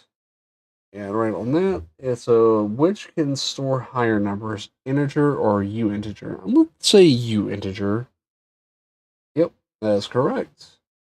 What three types can store floating point numbers? A float, U float, and decimal. Oh, float, double, and decimal. Nope. Oh, almost. I wonder what. Oh, unsigned. Oh, so that's what the U means. Okay. I probably should have picked up on that, but I didn't. Uh, which of the options in question 5 can hold the largest number?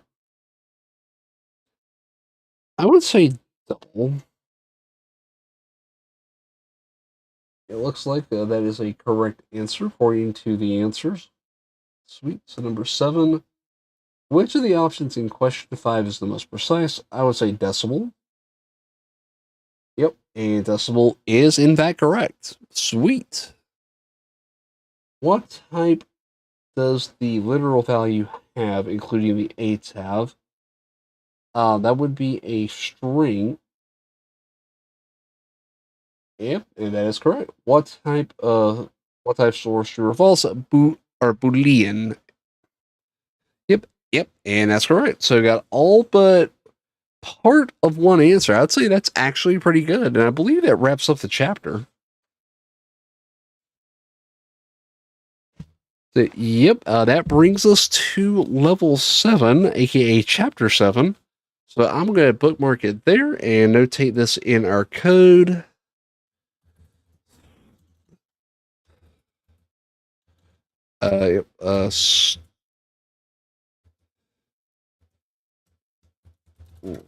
Start level 7. And math. That's actually what the chapter is called, math. So it looks like we're going to be doing a lot of math in the next chapter.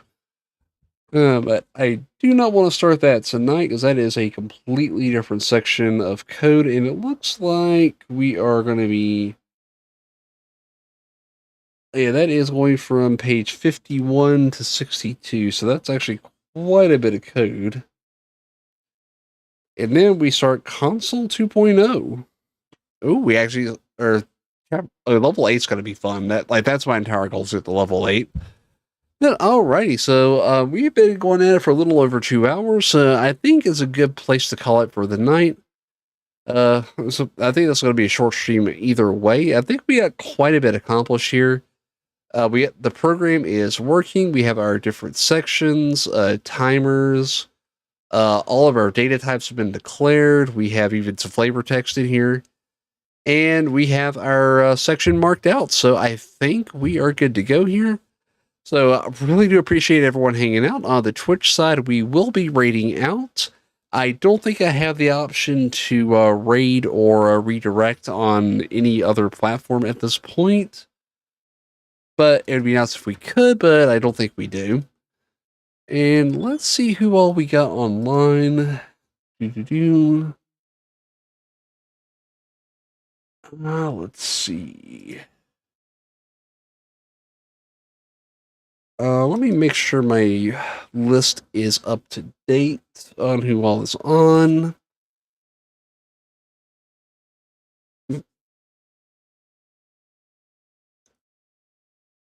There we go. Let's see.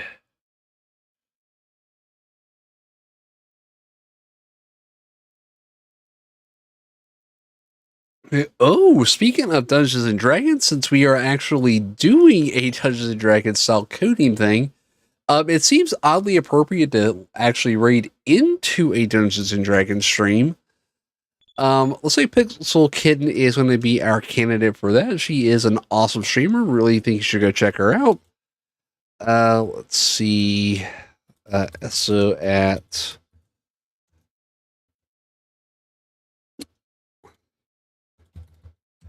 And there we go. We could give her a shout out. So please go give her a follow. She is very awesome. Love her to death. She is an amazing streamer. I love her so much. And hopefully you'll be collab with her pretty soon. I don't know if that's in the cards, but we will definitely see. But with that, we are raiding out to her, and we will I don't think we're probably not going to stream again until, I want to say Monday. I know I'm going on call starting Tuesday at least, so no streams until not next week, but the week after.